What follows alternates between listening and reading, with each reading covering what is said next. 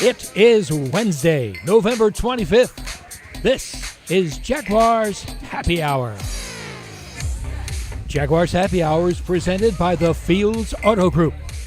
And now, a guy who believes the fact that the average American takes 12 minutes to eat Thanksgiving dinner and then NFL halftime is 12 minutes is no coincidence.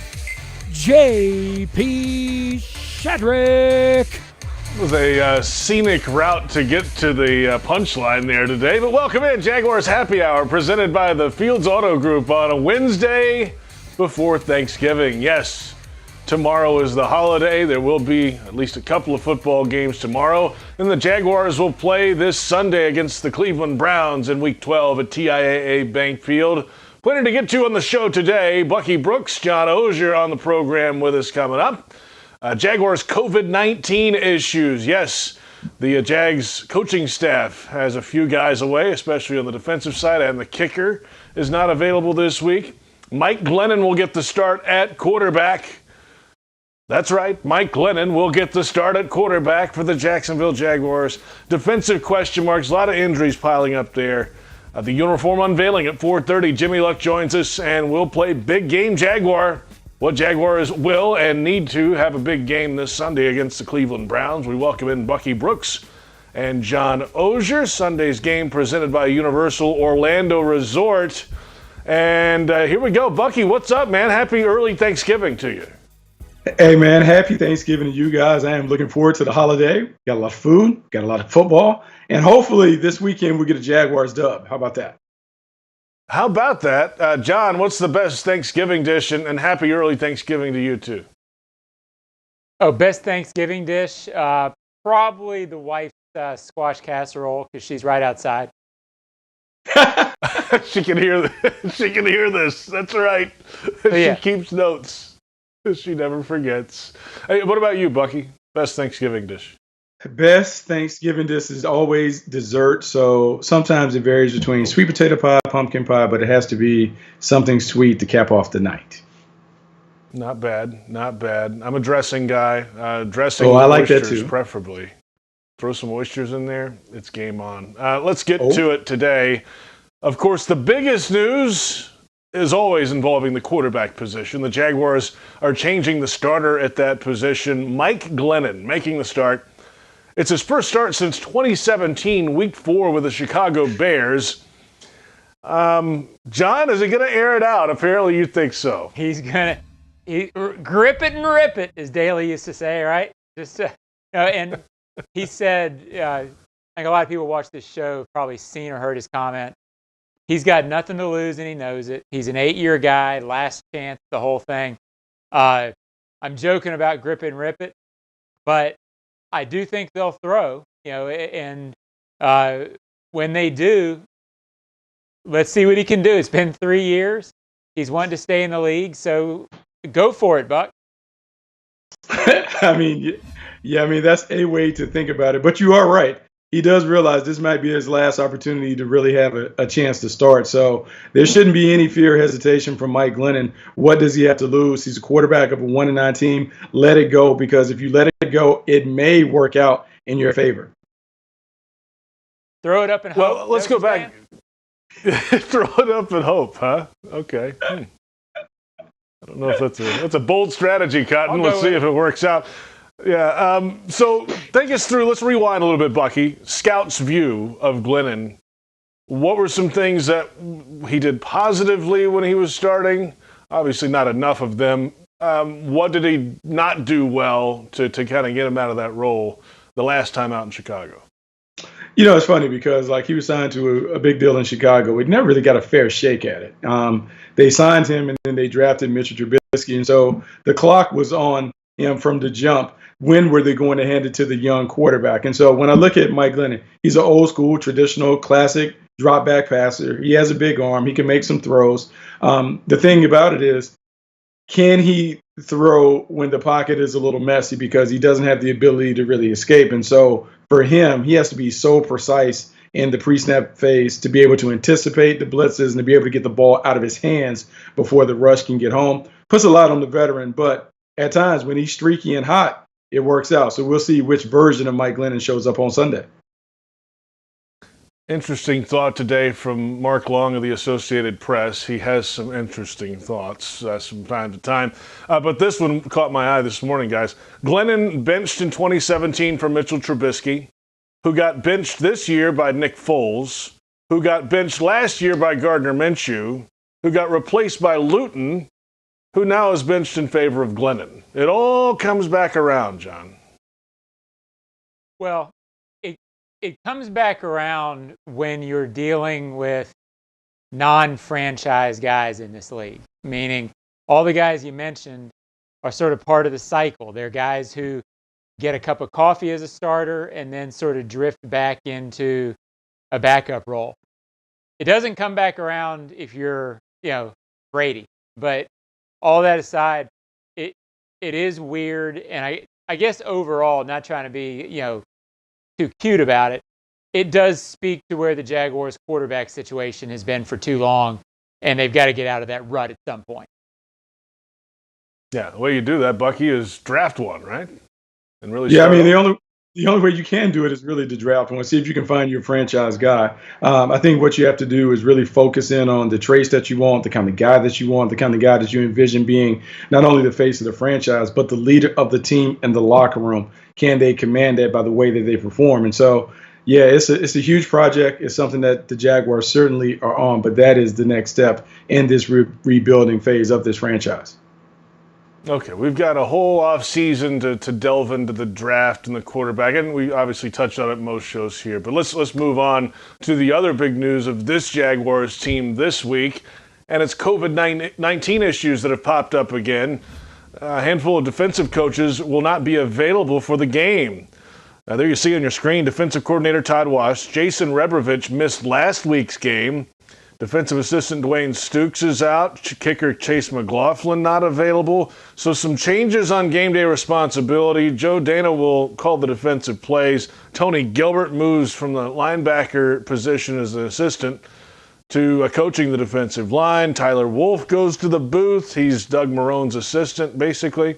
And Aldrick Rosas returns to the active roster to kick. A lot of moving parts. Doug Marone and Mike Mallory coached on the practice field today on the defensive side of the football. Avery Jones was leading the defensive line drills today at practice. It's a lot of moving parts. They're still doing virtual meetings, all these guys that are out for Sunday, at least so far. But, Bucky, this is far from ideal and another shakeup here on Browns Week. Yeah, it's far from ideal, but it's kind of the way of the new COVID world. We've seen it around the league where we've had some teams had to deal with a lack of coaches when it comes to game day. This is a unique situation. You hope that you have enough versatility amongst your coaching ranks to be able to kind of make up for the loss of some of the coaches. But it's just one of those things. You have to figure it out. And I think what we've asked all players and coaches to be able to do is to be adaptable and flexible. So we will see if the Jaguars can adapt to the challenges and circumstances that they're presented with. Yeah, John, the changes coming up Sunday. Todd Wash out, new guy calling plays. Joe Schobert this afternoon said, hey, we still have the same plays. It's just he might call them in a different way, different order, different. He doesn't really know. He's never had to go through anything like this. Yeah, and, it's something where Doug said Joe Dana has done this. He did it last year preseason for the Jags. He's done it before. It's routine in the NFL. From what Doug said, I haven't really thought about this before in 25 years, but it's routine in the NFL for guys to get reps doing this during the preseason in case this issue comes up. So it'll be different. Maybe he blitzes more, less, whatever. It'll be the same scheme, and I'm sure it'll be on Schobert and the guys calling the plays out there to be a little more on their P's and Q's. One thing is sort of a general thought. As this thing sort of gets going and you get deeper into COVID, meaning more of these sort of things, I've seen some tweets and some stories about people, players, fans, whatever, complaining about all of the adjustments. Think back to August when we didn't know if this was going to happen or not. The league's initiative in this was not to have a perfect season where everybody was on an equal playing field. The hope is to get it in. to get players paid, which they want to have done, to get the season in. There's going to be flubs. There's going to be moments like this when one team is more equipped than the other, meaning one team has practice all week, one doesn't. The idea is to get it in. This was never supposed to be or never going to be a perfect season on that front. Right, and the moving of games. Yeah, you tell them, John. The moving of games even continued this week with the Ravens situation and the Steelers. They had to move it back to Sunday. I don't even think a time on Sunday's been announced yet, but you just got to kind of roll with it, Bucky. That's how it works this year. Yeah, you do just kind of have to roll with it. It's one of those things. Just talked about being adaptable and being able to just kind of figure it out as it goes. It's an imperfect situation because we've never had to play football in the middle of a pandemic. And so some of this is challenging. Some of it is frustrating.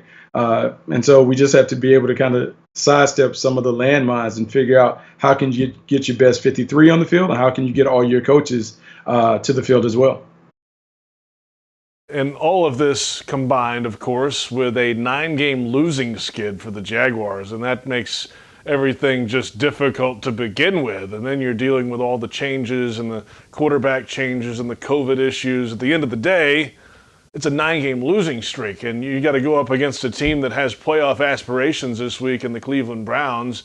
They may not win the division, but they handle their business, it seems like. We'll get into their team a little deeper coming up, but in general, guys, I think they're 6-0 against teams with losing records this year. They take care of the business they're supposed to take care of, and they've had some issues with teams with better records, but they can run the ball, they can play some defense, John, and this is another tough matchup. Most are for this Jaguars team, but again, this week, if they can run and play defense with all the changes going on over here, let's see what happens on Sunday. Yeah, well, overall, the Jaguars' defense against the run has been okay this year. It didn't strike me that it was that bad against Pittsburgh. And then when you sort of look at the stats, they struggled against Pittsburgh stopping the run. So that's dangerous against this Browns team because the Browns, that's basically all they do. Baker Mayfield is not a non-factor. I'm not saying that. But this team is good because it hands the ball off to Hunt and Chubb. So, as you said, JP, it's so difficult at this point to talk about matchups that favor or don't favor the Jaguars because they're so beat up defensively now that anything going on for the last 3 weeks, there was a lot good, but anything going on feels sort of lost.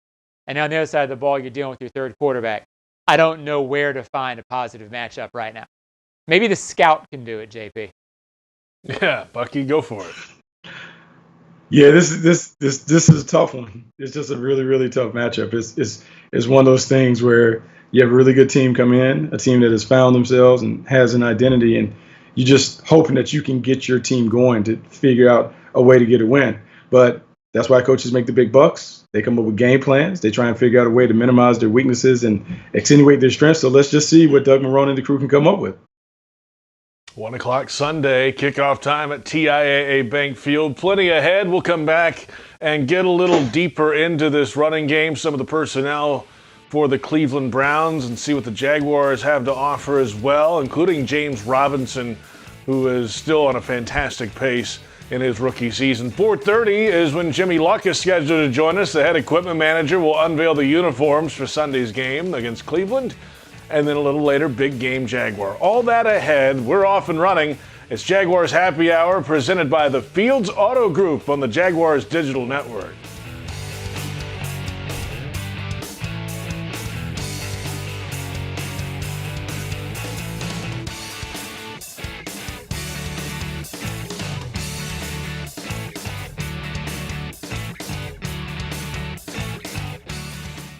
You can step up to luxury now. Hello, I'm Dan Fields. Whatever you're driving, you can step up to luxury now. Plus, get our Fields amenities, which include complimentary loaners, car washes, and our cafes. Make this your year to step up to luxury at Fields Cadillac, Mercedes-Benz, Porsche, Land Rover, Jaguar, and Lexus. When it comes to the ultimate car buying experience, there's only one name that matters: Fields. And Fields matters because you matter. The Fields Auto Group, proud partners of your Jacksonville Jaguars. Committed to the team. Committed to the mission. At Navy Mutual, we're committed to providing high-quality life insurance to members of the military and their families.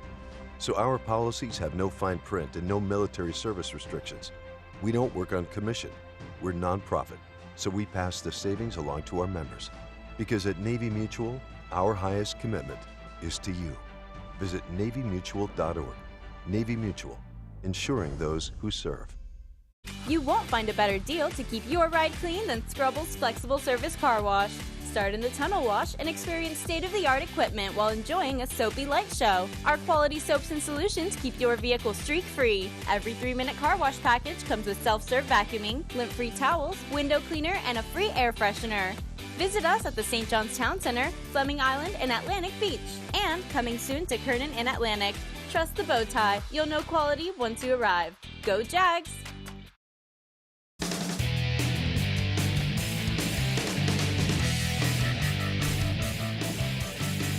Jaguars Happy Hour is presented in part by TIAA Bank, created to serve, built to perform. Publix, where shopping is a pleasure. And Baptist Health, changing healthcare for good.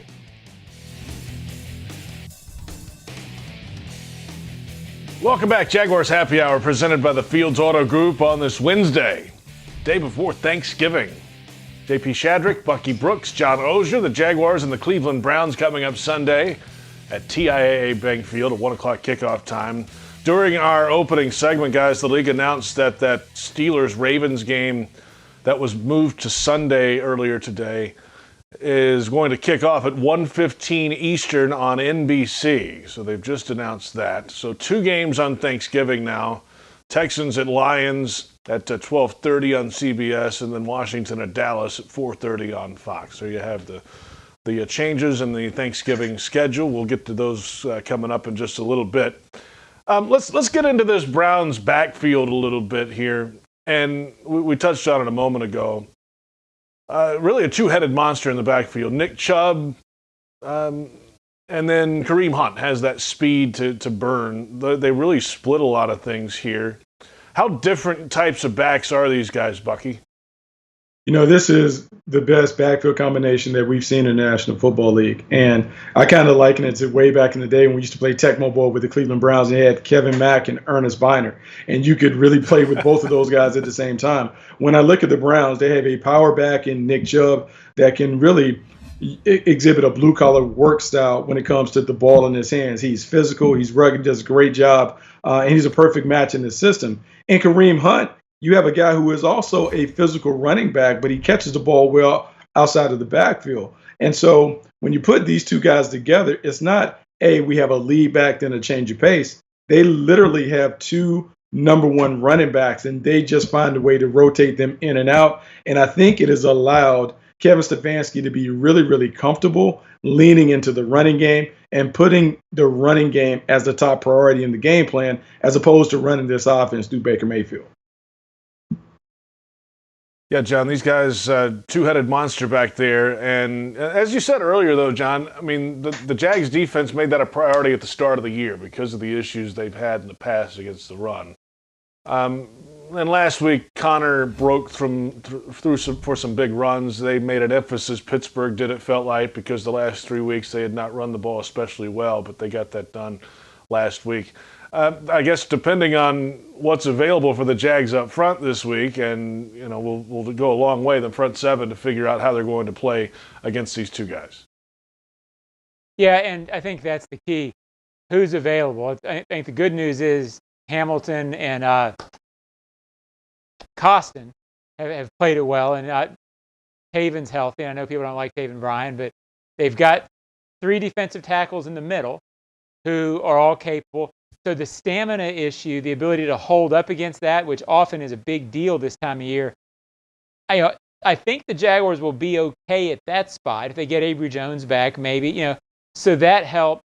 But you just wonder, all the injuries on defense, everything is so attrition-based. They've lost so much. It just feels to me, JP, like a game where I don't doubt the Jaguars are going to fight. They've fought for the last 3 weeks. This Cleveland team is a team that punches you and punches you and punches you. At some point, this Jaguars team, which has withheld a lot of punches over the last 3 weeks, you wonder if one of those gut punches doesn't take the air out of it, and it sort of turns a little bit uglier than you might expect in the second half. I hope not, but that's what it sort of feels like.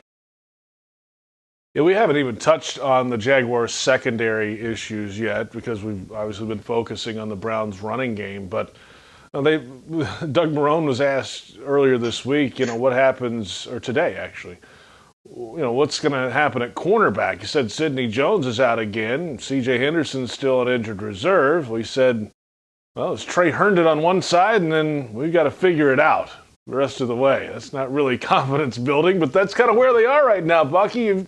Next guy up, they drafted some guys, help's not on the way, all the cliches you want, but at some point you got to put 11 on the field Sunday. Yeah, and this is tough. They may not necessarily show up as much this week against Cleveland because Cleveland doesn't have what I call a field stretcher. Their number one playmaker will be Jarvis Landry. Now that OBJ is not on the field. Austin Hooper, David Njoku, their tight ends can make things happen, but this is a team that really wants to do their damage running the ball. That said, in the secondary, it has been a struggle, man. We've rolled out a lot of different guys, a lot of different combinations, guys trying to figure it out. And the ball just kind of consistently flies over the head of the defense. And so the run defense will be tested, but you can best believe that the Cleveland Browns will find a way to take a couple of shots down the field to see if they can strike up the band. I don't remember anything close to this in terms of attrition in the secondary, John. I know they asked Schobert about it today, and he's seen something like this at certain position groups. We've seen so many changes at kicker this year for other reasons, but they're digging real deep, almost bottom of the barrel of the roster right now of trying to get guys out there to play on defense. Yeah, I thought for a while today that Doug was going to take suggestions from the media on this because there's not a whole, hey, Doug, who are you starting in secondary? Well, who would you like to see start? Because it's only Trey Herndon, and beyond that, you've got Barker, you've got Scott, you've got a bunch of guys who haven't played. I would expect to see Brandon Thomas move over there. Look, there's not any options at this point. You've got a lot of kids who haven't played. They might get a break because the Browns don't throw the ball a lot. But the Browns still have NFL wide receivers, NFL quarterback Baker Mayfield. They're still going to test that, and I'd be surprised if they don't get beat in some way by that because they're so young and inexperienced. As Doug said, I'll finish with this, JP.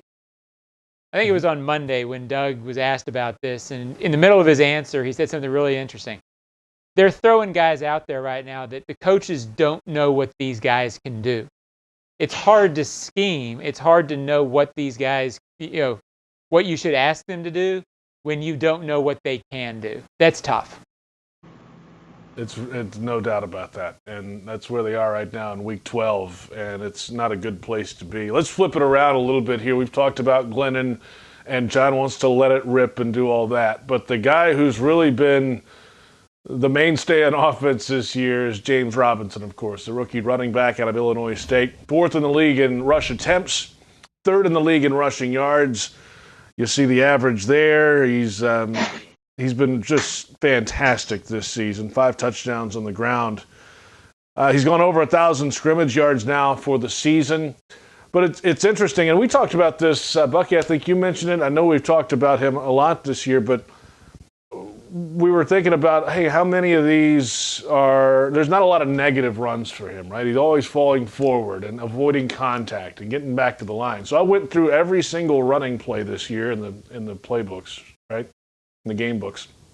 He's only had 11 rushing attempts this year go for negative yardage. Everything else is no gain or beyond. And his longest run this year is 39 yards, 22 yards, and 20 yards. So that's what he is. He's a 4.4 yard back. He's not like skewed by long runs. He's reliable. He hits the hole properly. It'll be a test this week against a top 10 run defense, though, Bucky. Yeah, it will be a test, but James Robinson is legit. And just watching him run, it's not even necessarily the fact that he's an undrafted free agent and you just wonder, like, hey, is this a Cinderella situation where at some point the clock is going to strike midnight and he's going to go back to being a regular guy? But he has been fantastic. And I think, JP, what you pointed out, the fact that he is doing it in a consistent basis, meaning every time you hand it to him, is 5 and 6 and 7, and he's not losing yards. There are a lot of offensive coordinators and run game coordinators that would tell you the number one job is to avoid the negative runs. And the fact that he avoids the negative runs, it gives your offense a chance to stay on schedule. And so that's a testament to him for the discipline and the traits that he has. But he is just a really good running back. And I'm going to give Doug Marrone and those guys credit because it was bold and daring to give him the starting position when they did, because I don't know how many coaches would have been comfortable with an undrafted free agent starting from day one. John, I think he's accounts for about 31% of the offense this year. I know they're 1-9, but without him, really, where would they be? Yeah, it's really impressive, and I don't want people to overlook what Bucky talked about. Avoiding the negative runs is critical, but he also, not that many backs maximize every carry the way this kid does. If it's 1st and 10, so many runs I've seen from him this year where backs in the past, Leonard Fournette among them, might have danced around a little bit and gotten a yard in your face in 2nd and 9. This kid's ability to get 3 and 4 out of that, and as Bucky said, get to 2nd and 6, it's not a fluke anymore. He's done it for 10 games. It's just the way he runs. He reminds me a little of Emmitt Smith, and I'm not saying he's going to have the career of Emmitt Smith, but Emmitt was the same way, not breakaway speed, but always seemed to make a guy miss and then fall forward. And as a Redskins or as a Washington football team fan, slip back then, Emmitt would just make you so mad because you feel like you had him stopped, and then all of a sudden the Cowboys were facing 2nd and 4. Well, once this team gets better, which the Jaguars will, that element of James Robinson is going to be really key for a high-functioning offense. We'll see if they can continue that this week, and how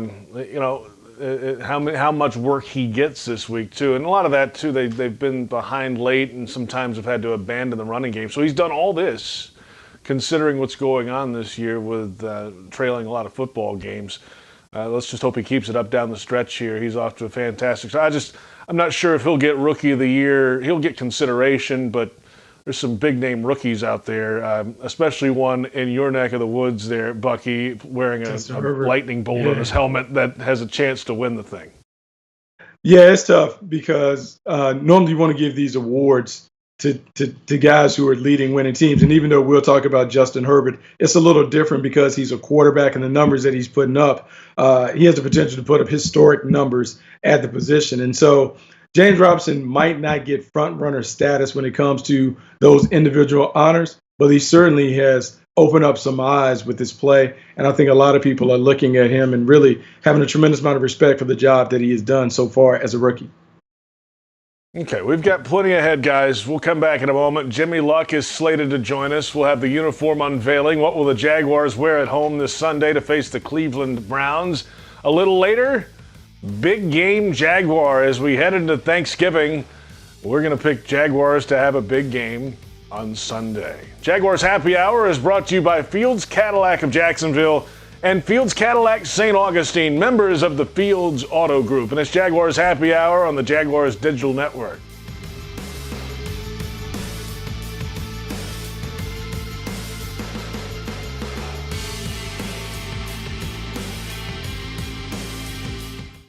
You can step up to luxury now. Hello, I'm Dan Fields. Whatever you're driving, you can step up to luxury now. Plus, get our Fields amenities, which include complimentary loaners, car washes, and our cafes. Make this your year to step up to luxury at Fields Cadillac, Mercedes-Benz, Porsche, Land Rover, Jaguar, and Lexus.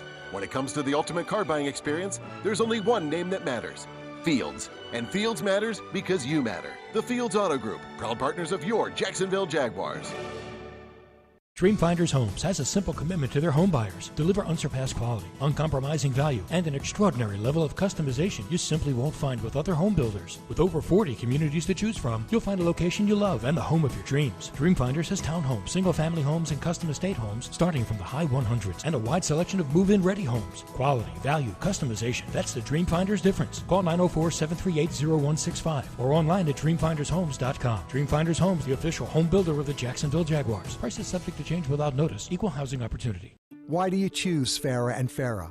First, we have the financial resources to take on any insurance company. And our track record proves that we know how to win. Our attorneys and staff are a team, and we've worked together for decades. To us, our job is much more than just a paycheck. We love to help. And this is important. We never forget. It's not about us. It's all about you. Farah and Farah, Jacksonville.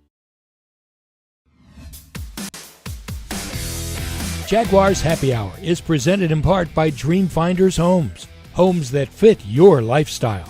Next Grill, everyone's invited. And Adecco. Visit AdeccoUSA.com.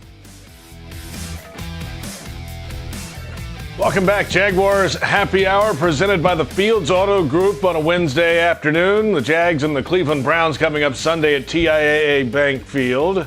Time now for our weekly visit with Jaguars head equipment manager, Jimmy Luck. He joins us from TIAA Bank Field. Last week, we saw Jimmy. We didn't hear Jimmy. Let's see if we fixed the problem. Jimmy, are you there? No? Yeah. No, okay. We got you. Calm down, Mac. I love it, Okay, man. I'm here. Right, I love that. Yeah, Jimmy Luck at the stadium. So I got to ask you, all these changes this week, a lot going on here, guys coming and going, and half the defensive coaching staff is not available this week. It's how do you guys internally deal with some stuff like that? You still have to go about your job, being there in the stadium, getting all this stuff in and out of the locker room for guys and moving things around. That's got to be a tough one to hear some of the news of the week. Yeah, practice was a little different. There was I normally kind of help out with the DBs, just mainly kind of hanging around if they need stuff. Got to show off the arm a little bit today with doing a few footwork drills and stuff. So, but no, so it was, practice was normal. We got some instructions for some people. Coach Mallory helped out doing some stuff with the defense. Coach Marone came over and did some stuff with the defense. So it was a pretty normal practice. And, we've got some good vets at each group that, step up. Jared Wilson and those guys over the DBs, and Avery Jones kind of, picking up some of that slack and coaching the young guys. A lot of change there. And John, Bucky, I don't know if you guys know this. Jimmy has a baseball background, used to be an infielder, so he's got an arm, Bucky. He can throw, so don't let him fool you. I like that. So it's like they're probably going to next week. I may be sore tomorrow, but, I threw a few balls today, so.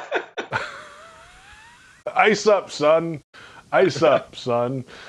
All right, so home game coming up, and Thanksgiving Day game. The last week, traditional, last 2 weeks, in fact, very traditional teams. And certainly again this week, Jimmy. You see those helmets, and you see, and that's just fun, right? I mean, I know you're trying to win these football games, but it's still cool to see the Browns come to town. I know I might be the only one that's said that in the last 20 years, but I'm digging this game this week. How about you? No, it'll be good. They, I guess they've had some pretty bad weather the last couple games, so it should be pretty nice for them. Be nice for us. I think it's supposed to be low to mid 70s. Field's in good shape. It should be nice out there. Come on out to the bank. Yeah, come on out to the bank. I like that. I got a Plenty question, of good seats available. Yeah, go ahead, Johnny. A lot of equipment guys I've known over the years, Jimmy, have collected items from other teams, helmets, whatnot. Do you do any of that? Are you a collector like that? Or tell me about that.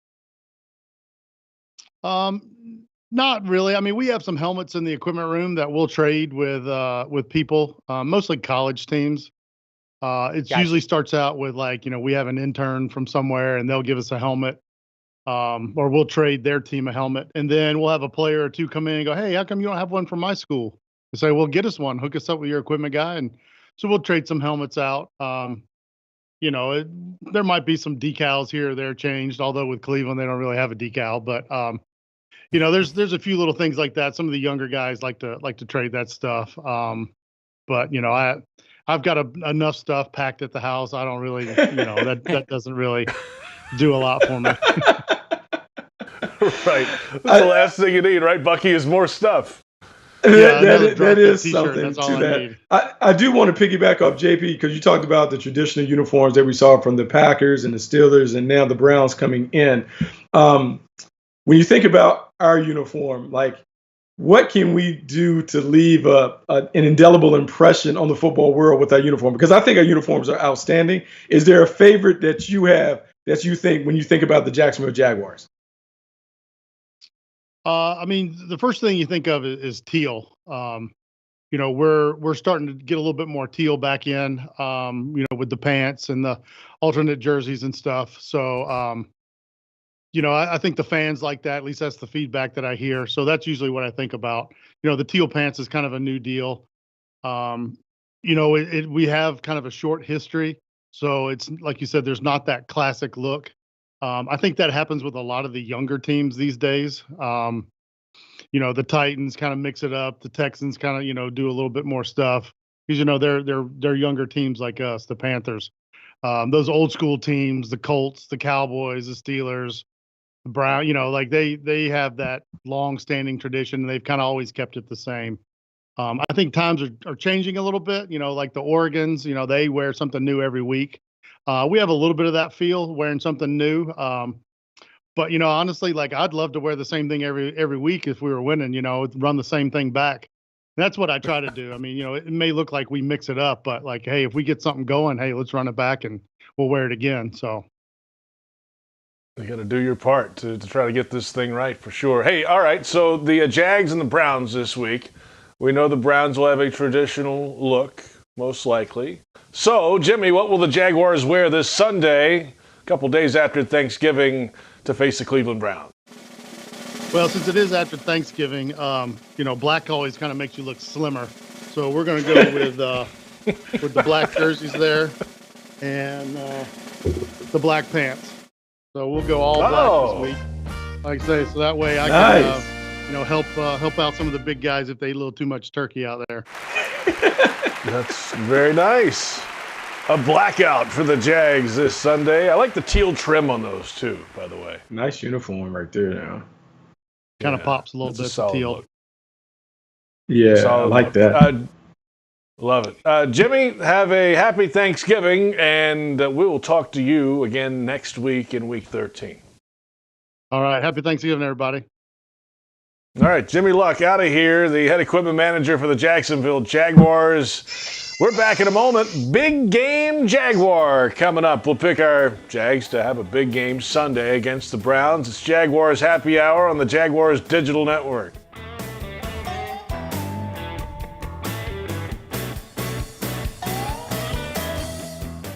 You can step up to luxury now. Hello, I'm Dan Fields. Whatever you're driving, you can step up to luxury now. Plus, get our Fields amenities, which include complimentary loaners, car washes, and our cafes. Make this your year to step up to luxury at Fields Cadillac, Mercedes-Benz, Porsche, Land Rover, Jaguar, and Lexus. When it comes to the ultimate car buying experience, there's only one name that matters: Fields. And Fields matters because you matter. The Fields Auto Group, proud partners of your Jacksonville Jaguars.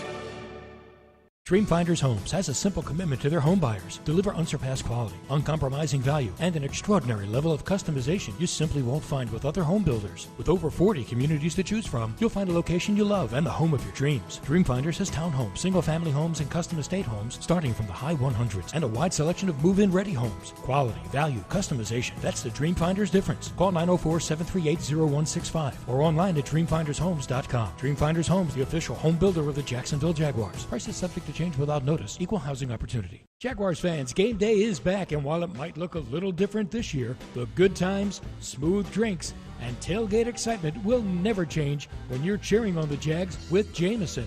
So pull up a seat, pour a smooth Jameson, ginger, and lime, and enjoy game day with Jameson. Taste responsibly. Jameson Irish Whiskey, 40% alcohol by volume, 80 proof. Product of Ireland. Copyright 2020. Imported by John Jameson Import Company, New York, New York.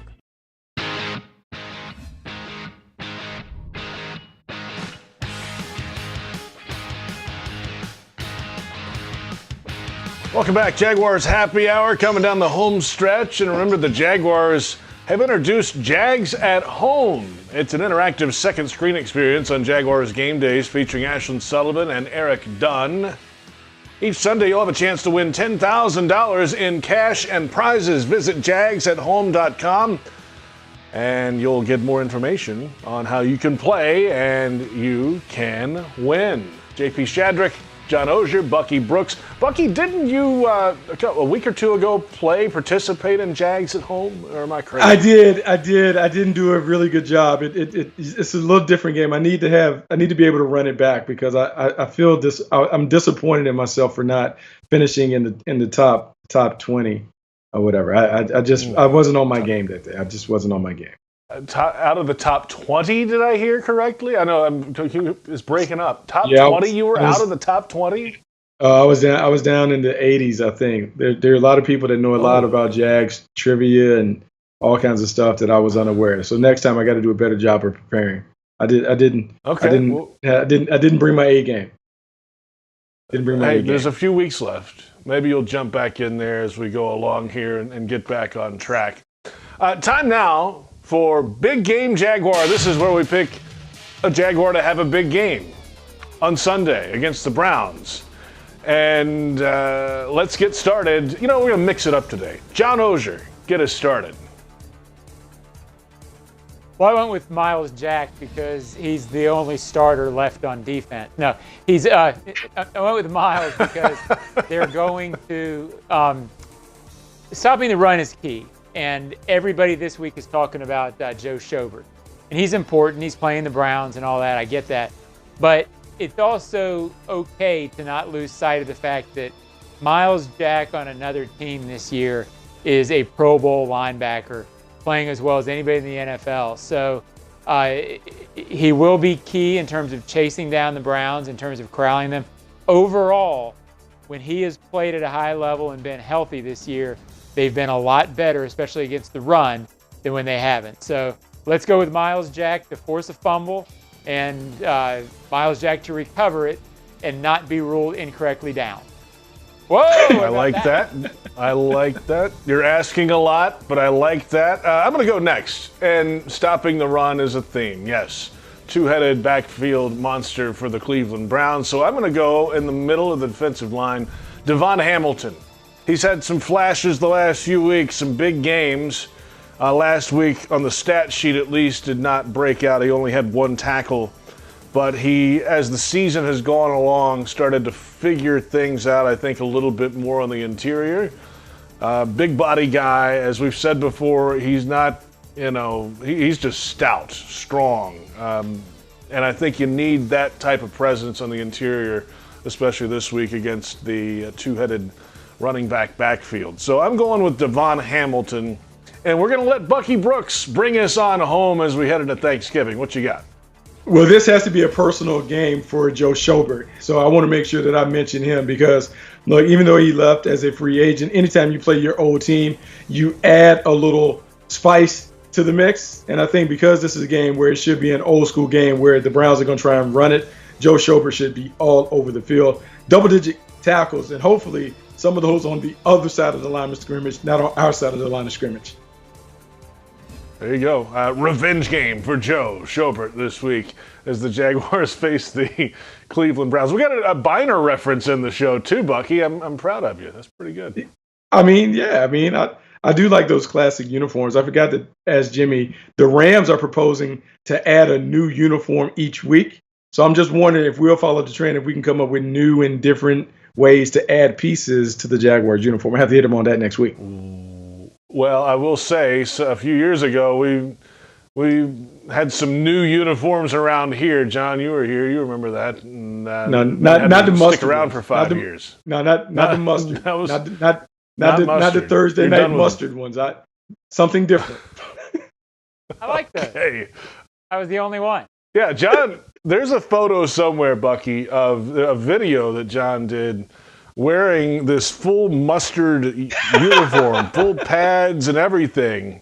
Helmet, he's got the eye black on, the whole and I'd have to go find this thing. It's impressive. It can't disappear. Yeah, it's something. That was a Thursday night. That was an annual Thursday night deal. Yes, it was. Early Thursday night game, usually, with the mustard jerseys on. All right. That'll do it for our program. We're headed into Thanksgiving. Bucky, have a great day, and we'll talk to you on Sunday. For sure. You guys be fun. Bucky's out of here. John, happy Thanksgiving. Enjoy the squash casserole, and we'll talk to you on Sunday as well. For our entire crew, Trent Padilla back at the stadium, Joe Fortunato, I'm JP Shadrick. Thank you for watching. We'll catch you next time. Happy Thanksgiving. It's Jaguars Happy Hour, presented by the Fields Auto Group on the Jaguars Digital Network.